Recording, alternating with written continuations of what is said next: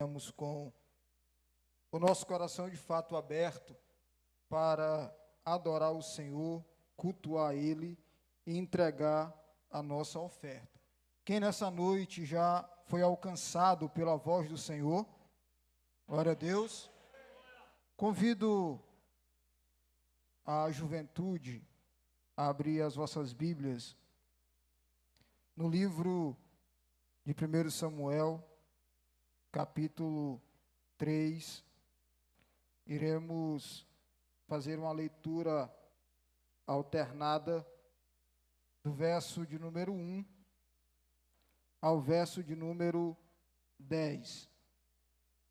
1 Samuel, capítulo 3, versículo de número 1 ao versículo de número 10.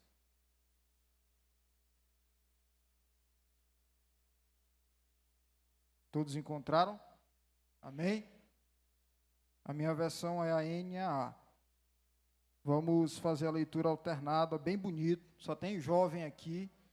Todo mundo está descansado, já jantou.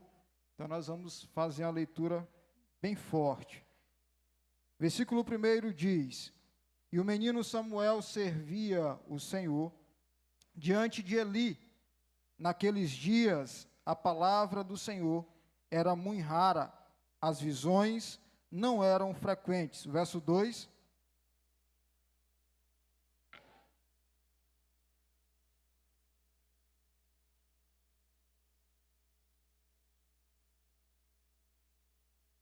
Também, Samuel estava deitado no templo do Senhor, onde estava a arca da aliança, antes que a lâmpada do Senhor se apagasse.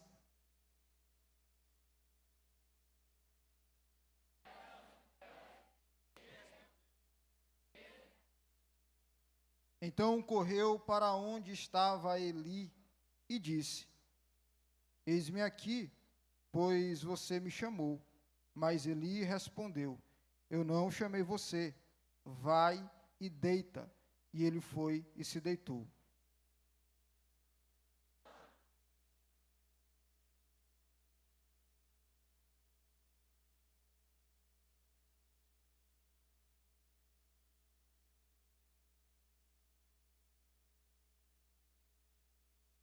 Porém, Samuel ainda não conhecia o Senhor, e a palavra do Senhor ainda não havia sido manifestada a ele.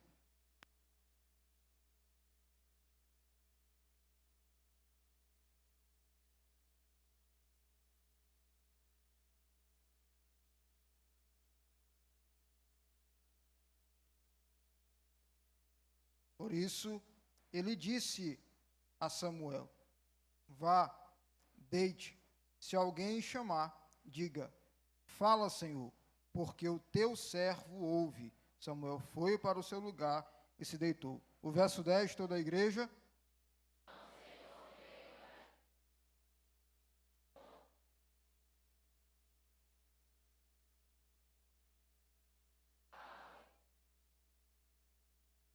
Glória a Deus.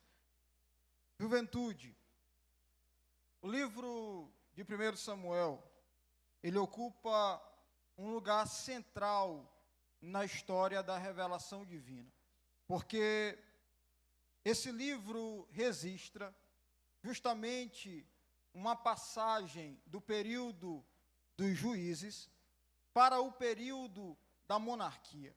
Quando nós lemos esse livro, não se trata apenas de uma mudança política, mas uma mudança na liderança do povo espiritual e também uma mudança de aonde Deus torna a se manifestar novamente.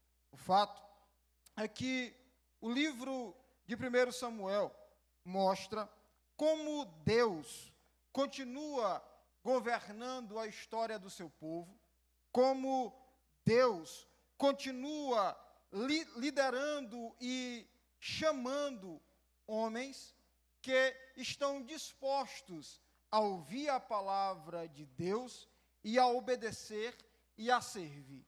Quando nós lemos o livro de 1 Samuel, nós encontramos no decorrer deste livro, ou no período dos juízes, uma religião falsa, uma liderança que estava corrompida, uma liderança não apenas religiosa, mas uma liderança política que também estava corrompida. O fato é que, mesmo em meio a esse cenário de corrupção, mesmo em meio a esse cenário de caos, mesmo em meio a esse cenário onde, de fato, não havia uma busca por Deus, ele resolve se manifestar. Deus resolve chamar um jovem ou um menino que tem por nome Samuel. O interessante é que os capítulos de número 1 ao capítulo de número 3 do livro de Samuel, quando nós lemos, nós encontramos, de fato, uma unidade literária que nos mostra o contraste entre o nascimento de Samuel e o que se passava antes desse nascimento.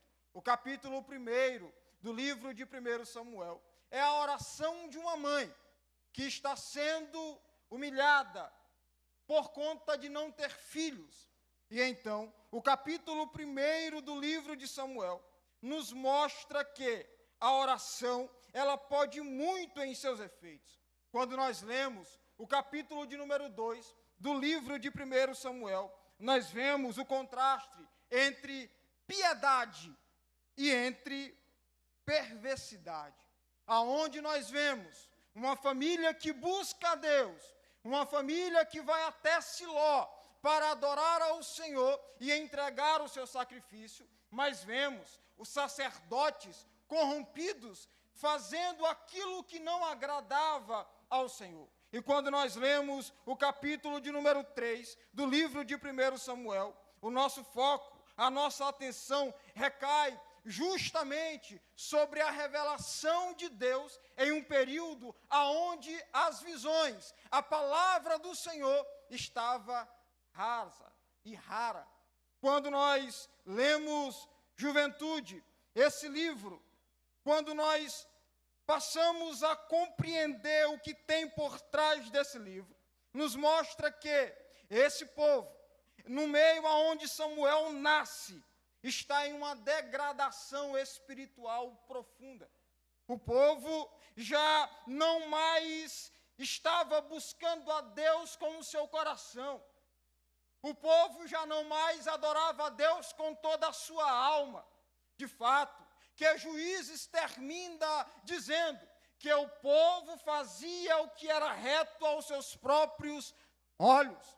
Quando nós lemos o capítulo 3 do livro de 1 Samuel, o capítulo 1 e o capítulo 2, nós vemos o ministério sacerdotal fracassado, aonde Deus já não mais se revela aquela liderança corrompida, aonde o ministério sacerdócio não estava mais em santidade. Aqueles que deveriam buscar a Deus e apresentar o povo a Deus, estava moralmente corrompido, ao ponto de que quando nós lemos o capítulo 2, versículo 12 do livro de 1 Samuel, a expressão que aparece para os filhos de Eli é filhos de Belial, que é uma expressão utilizada para homens perversos, homens maus. De fato, quando nós lemos o livro de 1 Samuel, do capítulo 1 ao capítulo 3, nós vemos sacerdotes que desprezam a oferta, sacerdotes que exploram o povo, sacerdotes que profanam o culto ao Senhor. De fato, o centro de adoração estava funcionando aparentemente bem. O centro de adoração em Siló estava funcionando bem de forma exterior, porém, interiormente, não havia adoração verdadeira, não havia busca verdadeira por Deus, não havia, de fato, devoção a Deus de verdade, ponto de que a expressão do capítulo 3, versículo 1, diz: naqueles dias a palavra do Senhor era muito rara e as visões não eram frequentes. É de trás de todo esse contexto, de todo esse cenário, e por conta, isso não significa porque a palavra de Deus era rara, porque as visões não eram frequentes, isso não significa que Deus não tinha mais o poder de falar, que Deus não queria mais se revelar. Negativo. O texto nos aponta, a palavra de Deus era rara, as visões não eram frequentes, porque a situação espiritual desse povo permitia que eles não conseguissem enxergar e nem ouvir a palavra do Senhor. E quando nós olhamos, juventude, para o livro e para o capítulo de número 3 de 1 Samuel, não se trata apenas de um jovem ouvindo a voz de Deus, se trata de algo mais profundo. Quando nós lemos com tempo esse livro, ele vai nos mostrar como Deus volta a falar com o seu povo no tempo de escuridão espiritual. Como Deus forma os seus servos antes de usá-lo. E como um verdadeiro ministério nasce diante do Senhor. E à luz disso, eu queria destacar com vocês, mocidade, nessa noite, pelo menos 5 pontos importantes que está no capítulo 3 do livro de 1 Samuel, do versículo 1 ao versículo de número 10. O versículo de número 1 ao versículo de número 3 diz, principalmente o versículo 1, o jovem Samuel servia ao Senhor perante Eli. Naqueles dias a palavra do Senhor era muito rara e as visões não eram frequentes. O texto começa dizendo que Samuel servia ao Senhor perante Eli. O texto começa dizendo ou trazendo um contraste para nós muito profundo. E qual é o contraste, irmão Gabriel? Primeiro, enquanto Samuel servia ao Senhor perante Eli, os filhos de Eli profanavam o culto, a adoração. Enquanto Samuel estava em formação espiritual para cumprir o seu chamado e o seu propósito, Eli estava em declínio espiritual. Enquanto Samuel era jovem, Eli estava envelhecendo.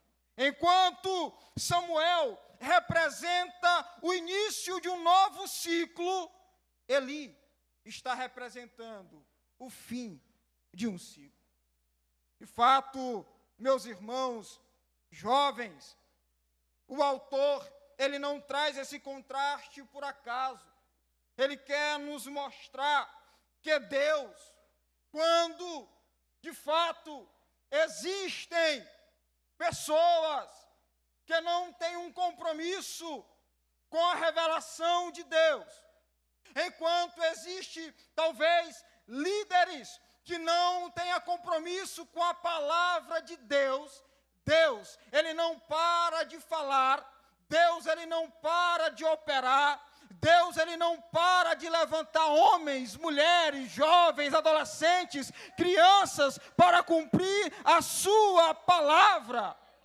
O autor desse livro está nos trazendo um contraste de que Deus está mudando a história, de que Deus está trazendo o centro da história para outro lugar. De fato, é que a palavra do Senhor era muito rara, e é um dos temas centrais deste capítulo. Nos mostra que a ideia, aqui a expressão, era de algo que era precioso, algo que de fato estava escasso.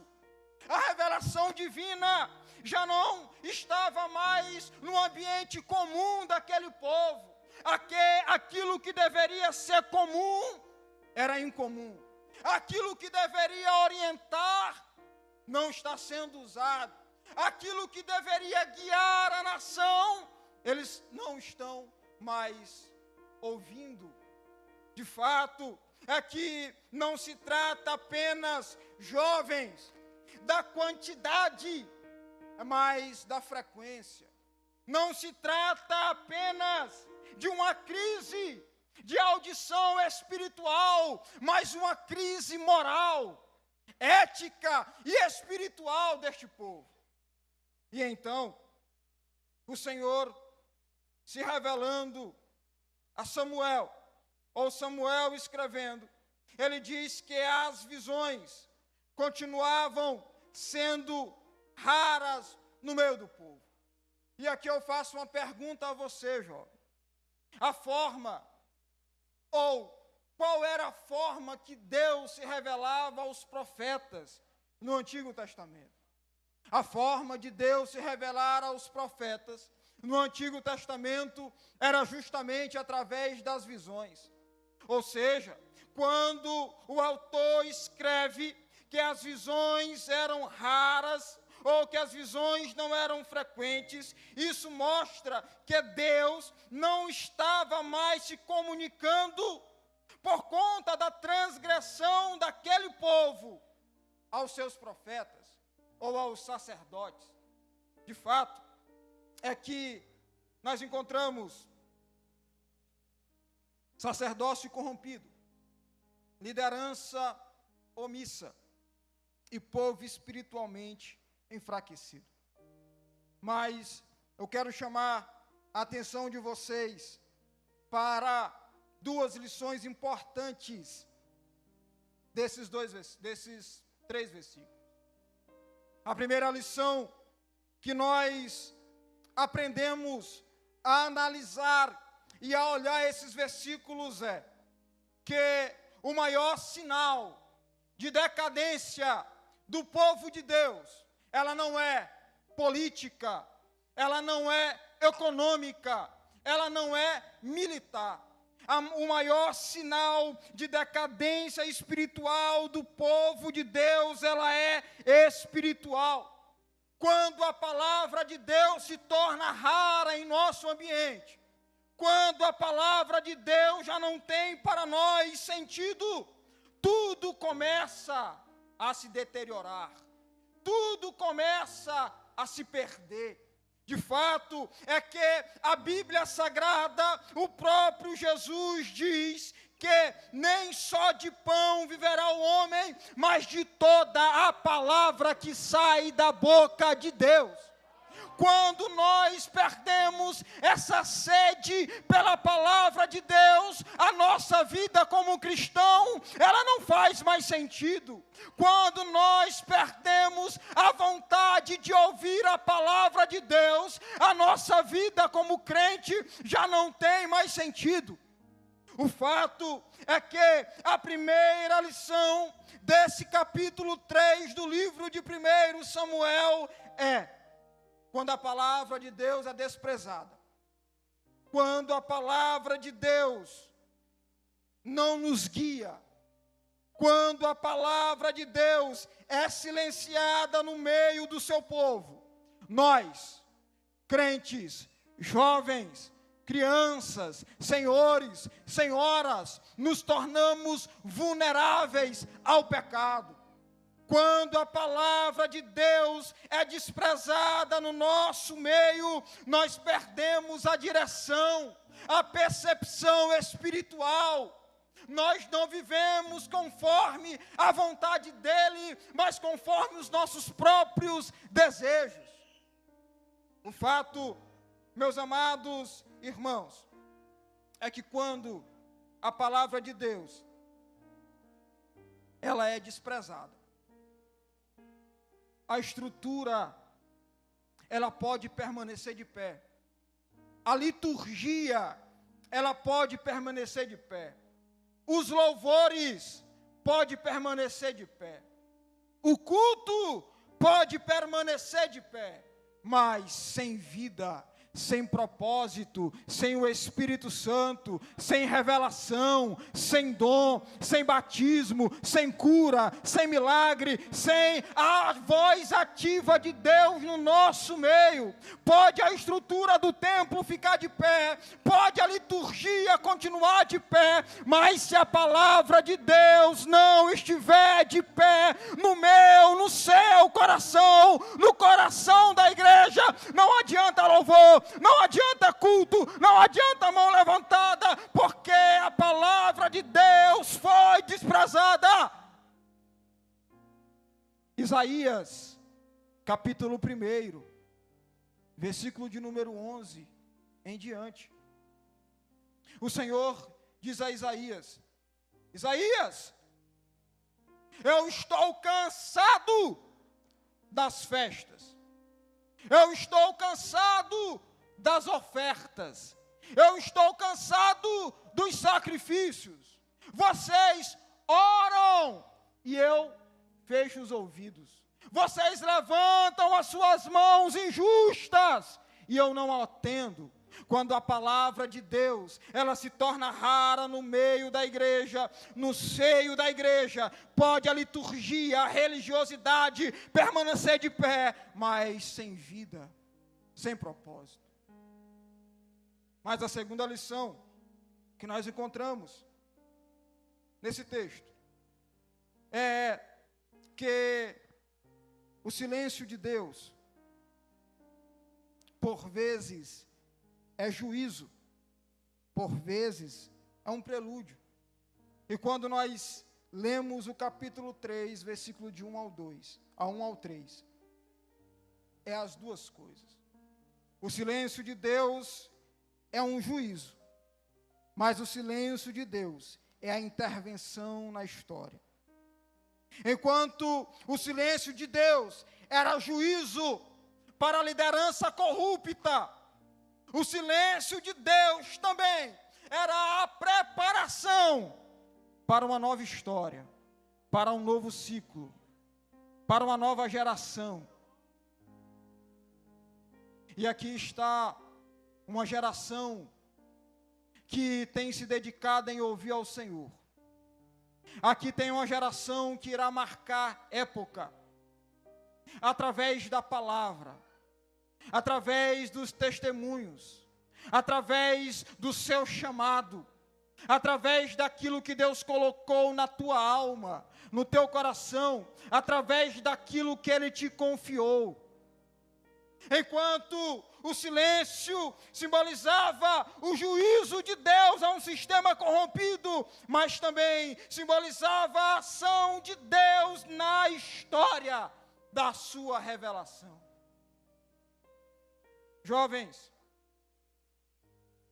podemos ter agendas cheias,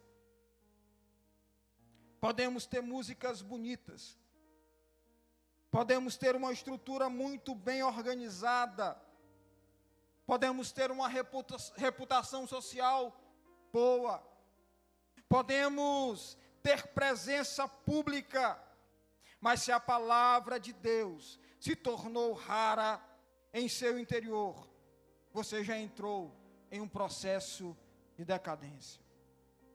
Se você não tem sede, se você não tem fome pela palavra de Deus, jovem que está aqui, escute, você entrou em um processo de decadência espiritual. Pode continuar dentro dos templos, pode.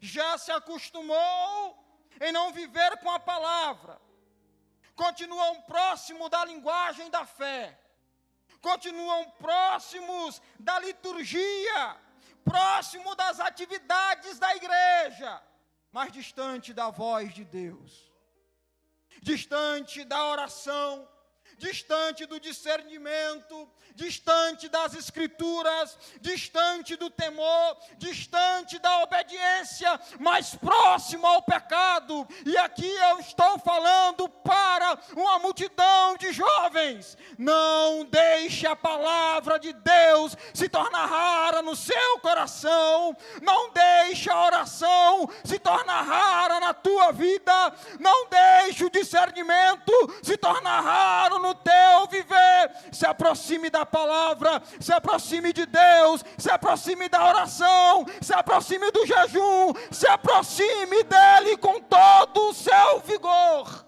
e com toda a sua força.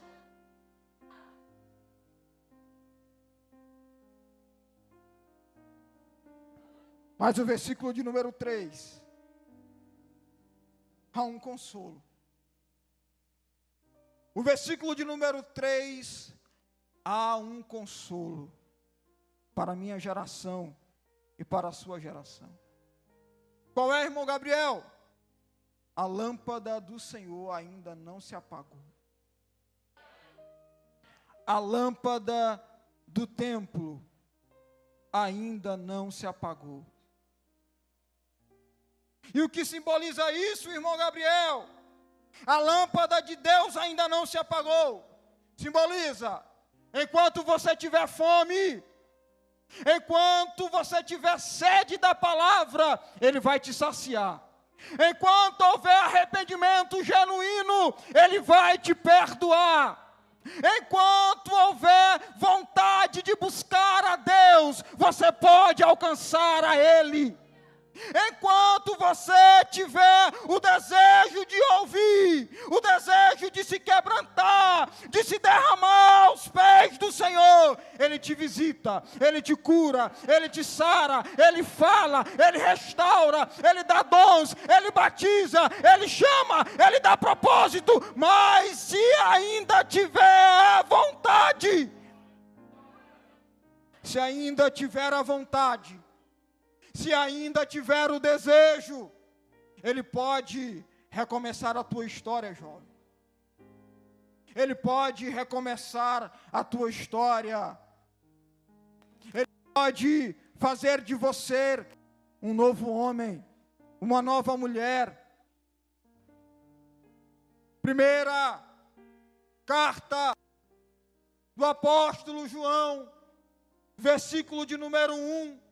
Capítulo 1, aliás, versículo de número 9, o escritor vai dizer: se confessarmos os nossos pecados a Ele, Ele é fiel e justo para nos perdoar os pecados. Ele ainda está disposto a te perdoar. E nessa noite, é noite de recomeço. Essa noite é noite de mudança, é noite de perdão. É noite de restauração. O versículo de número 4 ao versículo de número 5, o escritor vai dizer que o Senhor chamou Samuel, e ele respondeu: eis-me aqui. Jovens, o verbo desse texto é que foi o Senhor que chamou. Isso aqui é lindo demais. Porque o chamado de Samuel não começa no próprio Samuel. O chamado de Samuel não é porque ele é um camarada capacitado. Não é porque ele é o melhor. Não é porque ele é o mais bonito, o mais intelectual, o mais inteligente. Não é por conta disso. Porque o nosso chamado começa em Deus. É Ele que escolhe, é Ele que chama, é Ele que nos faz prosperar em seu reino. Porém, quando nós olhamos para o texto, Samuel, ele está servindo ao Senhor perante Eli, mas ele não está em busca de uma experiência extraordinária. Samuel, ele não está em êxtase. Samuel, ele não está tentando produzir um momento espiritual. Samuel, ele não está querendo sentir arrupios. Samuel, ele não está querendo sentir algo no seu coração diferente, não. Porque muitas vezes nós só entendemos que Deus tem falado conosco quando nós sentimos um arrupio na pele, quando nós sentimos algo no nosso coração. Mas o chamado divino, ele foge da capacidade humana. O chamado divino não é porque Deus ele seleciona os melhores, os mais capacitados. Moisés era duro ou pesado no seu falar.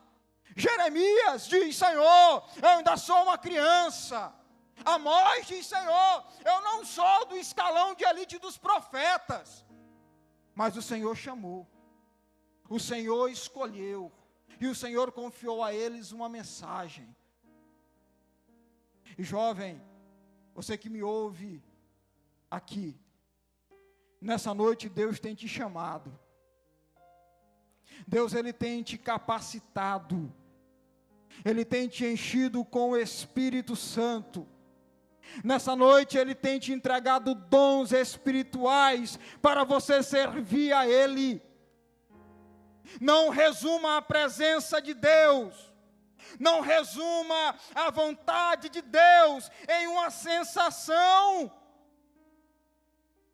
Porque Samuel, quando ele ouviu a voz do Senhor, a primeira coisa que Samuel disse: eis-me aqui.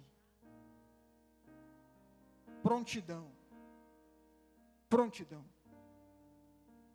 Samuel, ele ainda não tinha o discernimento pleno.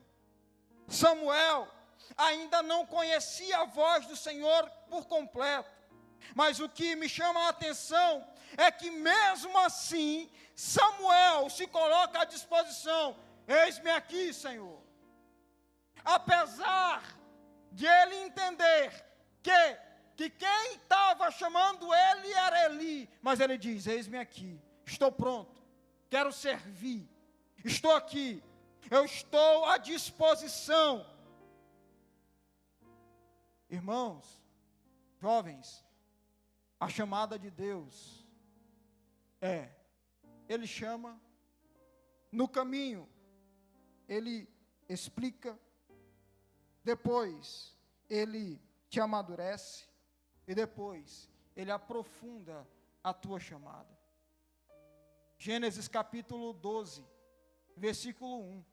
A gente tende a ler a história de Abraão, ou de Abrão, como se Abraão fosse um qualquer, como se Abraão não tivesse bens, como se Abraão não tivesse dinheiro, recurso, como se Abraão vivesse numa casinha qualquer. Não, meus irmãos, Abraão era de uma família boa, de uma família que tinha condição, mas mesmo assim, Deus fala: Abraão, sai da tua casa, do meio da tua parentela, e vai para a terra que eu te mostrarei. Abraão poderia perguntar: Senhor, mas aonde é que eu vou morar? Senhor, aonde é que eu vou viver? E a resposta do Senhor é: tu vai viver no deserto, montando e desmontando tenda.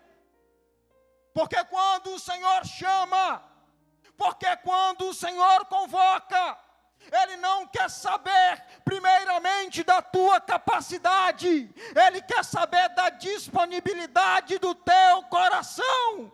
Jovem, mocidade, a pergunta de Deus para você é: está pronto para servir? Está pronto para servir?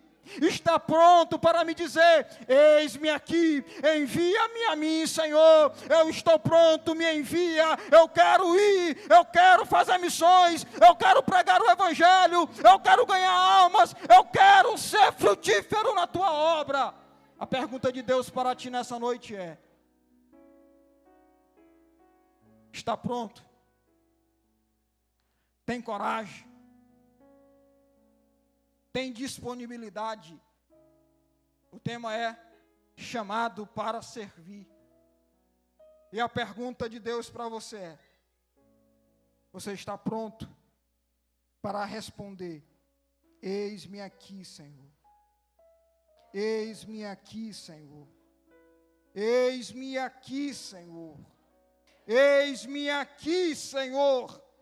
Deus, Ele não chama funções, irmãos, Ele chama pessoas. Deus, Ele não chama pregadores, Ele chama filhos obedientes à sua palavra. Deus, Ele não chama obreiros, Ele chama corações quebrantados à sua voz. E Ele está te chamando. Aonde tiver um coração quebrantado nessa noite, Ele está te chamando. Aonde tiver um coração disposto nessa noite, Ele está chamando. Aonde tiver filhos de Deus nessa noite, Ele está chamando. E Ele quer a tua resposta. E se você tiver disponibilidade, diga ao Senhor: eis-me aqui, Senhor. Eis-me aqui, Senhor. Eis-me aqui, Senhor. Eis-me aqui, Senhor.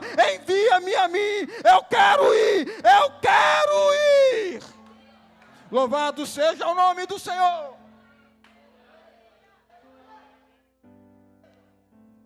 Dos versículos de número 6 ao versículo de número 7. Tomou o Senhor a chamar Samuel, ele se levantou e foi a Eli. Samuel ainda não conhecia o Senhor, e ainda não lhe tinha sido manifestado a palavra do Senhor. Uma das partes mais densas desse texto é justamente essa. O versículo de número 7. Samuel ainda não conhecia o Senhor. Samuel ainda não tivera uma experiência pessoal com Deus. Essa expressão, que Samuel não conhecia o Senhor, não se refere a conhecimento sobre Deus. Não se dá a um sentido de ignorância sobre Deus ou doutrinária. Não. A expressão aqui é uma expressão de que Samuel ainda não tivera uma experiência com o Senhor relacional. Porque se você olhar o versículo 1, a Bíblia diz que ele servia ao Senhor, ele sabia da existência do Senhor, ele sabia sobre o Senhor, ele participava dos ambientes de culto, ele convivia com a linguagem religiosa. Mas a informação aqui de não conhecer ao Senhor, se cabe à dimensão pessoal, pactual, de intimidade, de relacionamento. Samuel, ele não conhecia o Senhor porque ele ainda não tivera, de fato, um relacionamento com Deus ainda mais claro, mais objetivo. E aqui, jovem, eu digo algo para você, que pode soar pesado, mas necessário. Você cantar sobre o Senhor não quer dizer que você conhece Ele. Você vir ao culto para adorar o Senhor não quer dizer que você conhece Ele. Você participar da linguagem da fé, da liturgia, não quer dizer que você conhece Ele. Você pregar não quer dizer que você conhece Ele. Você expulsar demônios não quer dizer que você conhece Ele. Irmão Gabriel, capítulo 7 de Mateus. O Senhor diz para aqueles homens ou aquelas pessoas que se apresentaram diante do Senhor falando: Senhor, em teu nome nós pregamos. Senhor, em teu nome fizemos cura. Senhor, em teu nome expulsamos demônios. E a resposta do Senhor para eles foi: apartai-vos de mim, pois eu não vos conheço. Isso não quer dizer que o seu ministério de servir ao Senhor na casa do Senhor te dá a entender que você conhece Ele. Samuel está servindo, mas ainda não conhecia. Isso aqui é uma das partes mais pesadas do texto, pois o servir a Deus não quer dizer que conhecemos Ele e temos com Ele um relacionamento pessoal. O versículo de número 7 ainda diz: ainda não lhe tinha sido manifestada a palavra do Senhor. Conhecer a Deus nesse contexto não era saber sobre Deus, mas era se relacionar com Deus.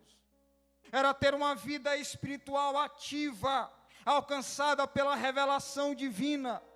Logo, o que nós entendemos aqui é que o autor nos traz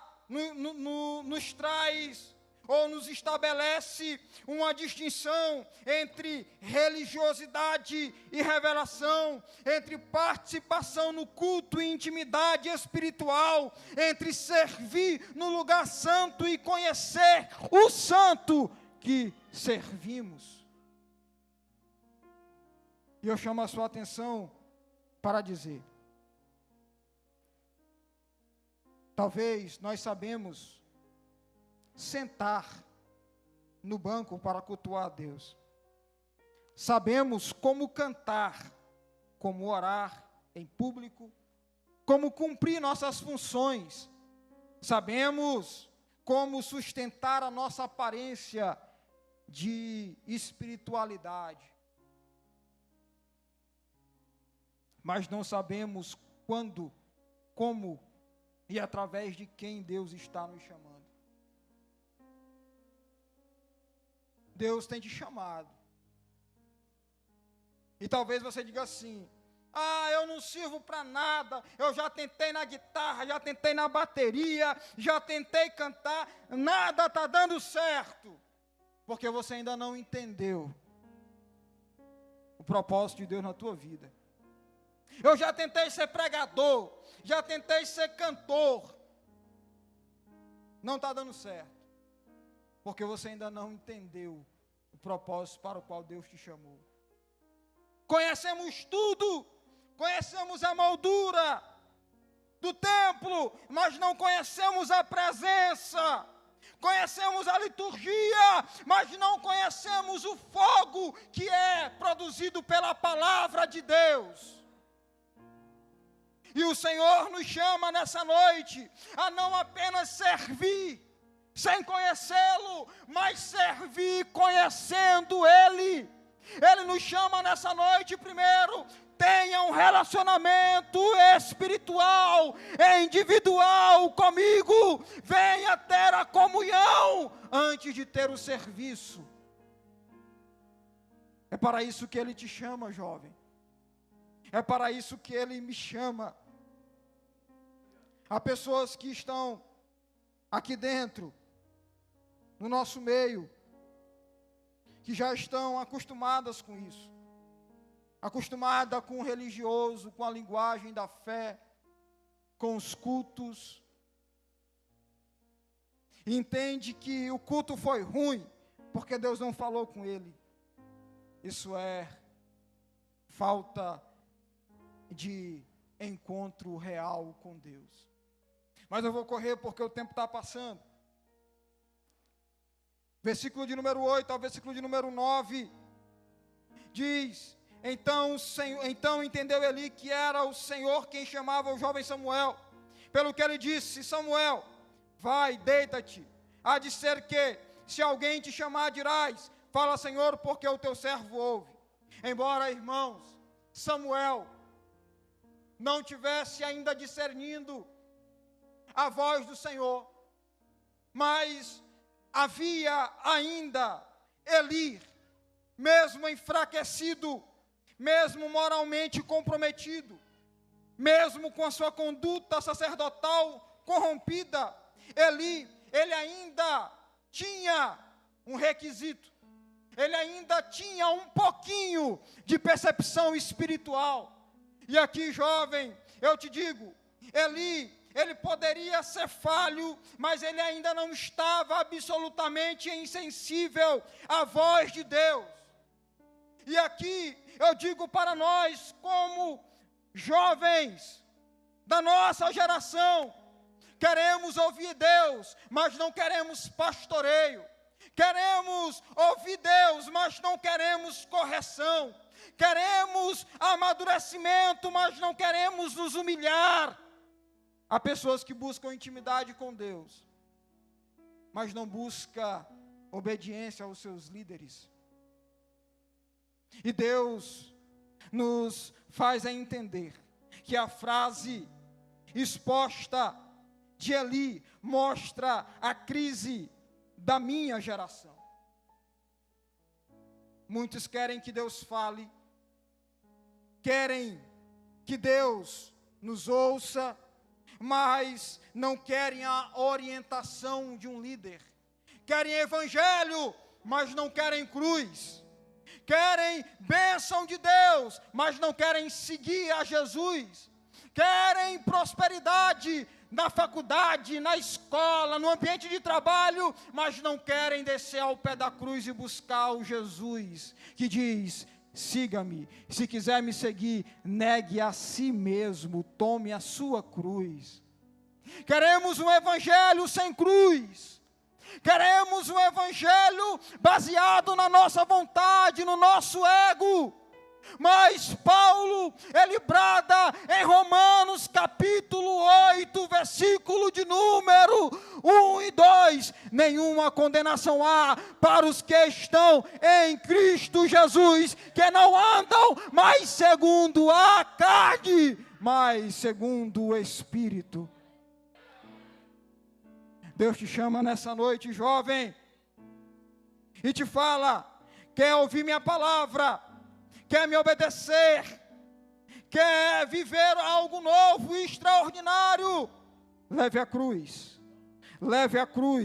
negue os seus desejos, negue a sua vontade, negue o seu ego, negue a sua autoconfiança, negue aquilo que você acha que tem de melhor, se derrame aos pés da cruz, se derrame aos pés do Senhor, de forma voluntária, dizendo: Senhor, se tu quiser, Senhor, se for a tua vontade, Senhor, se for o teu propósito, Senhor, se é aquilo que o Senhor preparou para mim, a vontade é tua, eu estou disposto a obedecer a tua vontade, mesmo que a tua vontade me faça passar pelo deserto, me faça passar pelo Mar Vermelho, me faça passar pelo Rio Jordão, mas é melhor eu obedecer a tua palavra, é melhor eu te seguir até o fim, do que eu viver pelos meus desejos e pelas minhas próprias concupiscências. E aqui eu encerro, jovem. Se coloque de pé nessa noite. Versículo de número 10.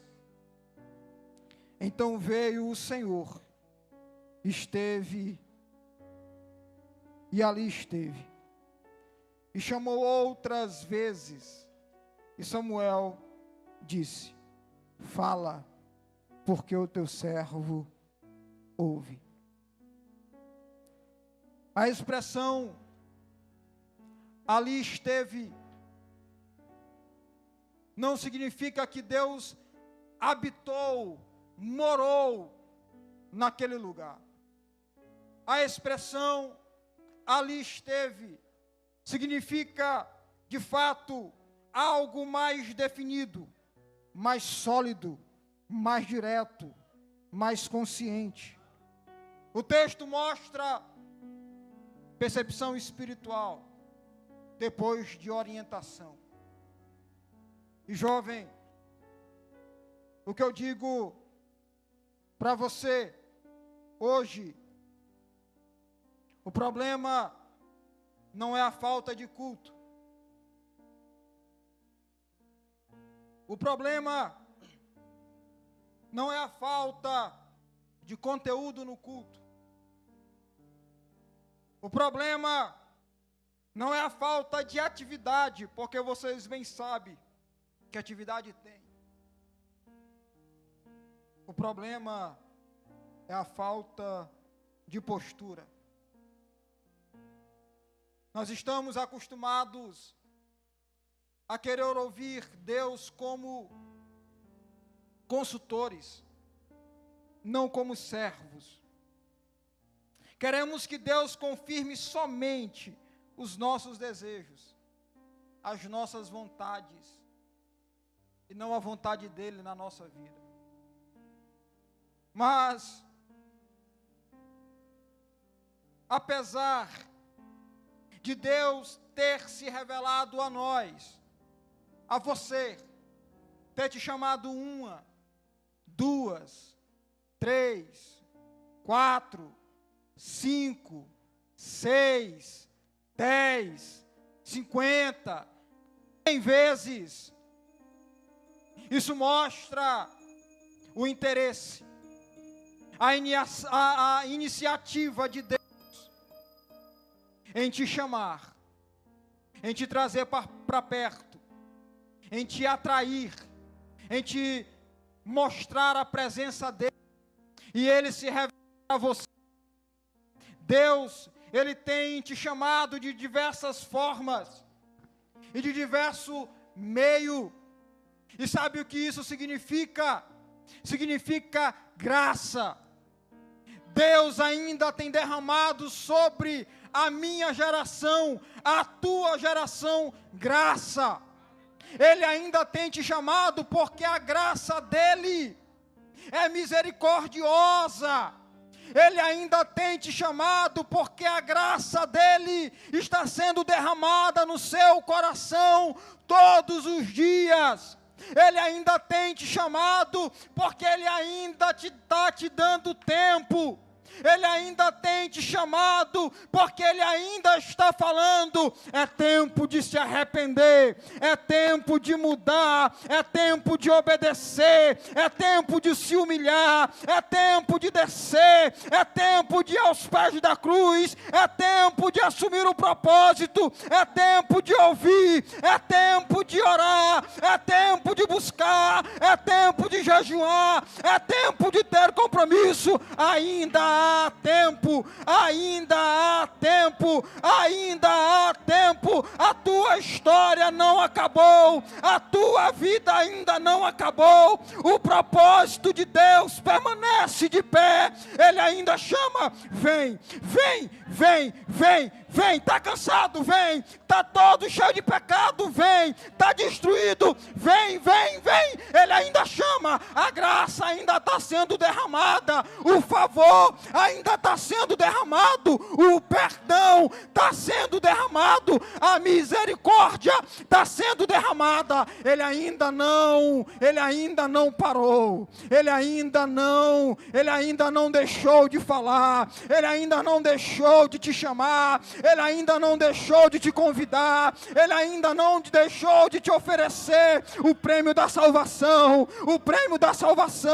ele ainda não deixou de te oferecer a graça, ele ainda não deixou de te oferecer o Espírito, ele ainda não deixou de te oferecer o batismo, ele ainda não deixou de te oferecer os dons. Ele ainda quer, ele está disposto, mas a resposta é: você está pronto, você está disposto a dizer: eis-me aqui, Senhor, fala porque o teu servo ouve, confronta porque o teu servo ouve, faz aquilo porque o teu servo vai obedecer. A pergunta para você é: jovem, você está disposto a ter relacionamento profundo com Deus? Você ainda está disposto a viver o extraordinário que Deus tem para te oferecer?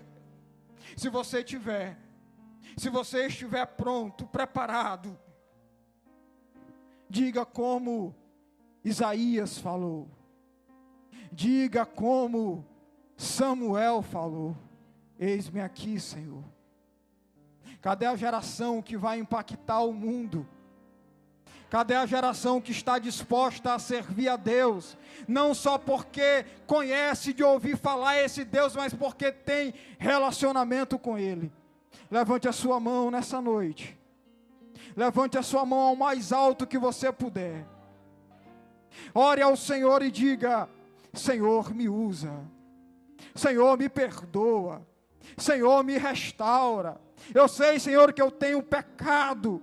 Eu sei, Senhor, que eu tenho fugido do propósito. Mas, Senhor, nessa noite eu vim reatar a aliança. Nessa noite, Senhor, eu vim reatar a amizade. Nessa noite, Senhor, eu vim reatar o propósito. Pai amado, Deus santo, soberano, Criador dos céus e da terra. Aqui está, Senhor, uma geração de jovens, de homens, de mulheres, que tem propósito, que tem chamada, que querem te servir. Deus santo, Deus eterno, Deus poderoso, dê um abraço de perdão nesta jovem, neste jovem. Derrama o teu Espírito, derrama a tua graça, perdoa os seus pecados, faz algo novo. Senhor, desfaz os laços do inimigo, desfaz as algemas do Satanás, desfaz, Senhor, tudo aquilo que não te convém, e traz graça, traz perdão, traz restauração para essa geração nessa noite. Senhor, derrama sobre os teus filhos do teu Espírito, dons espirituais, que eles possam estar prontos para dizer: eis-me aqui, envia-me a mim.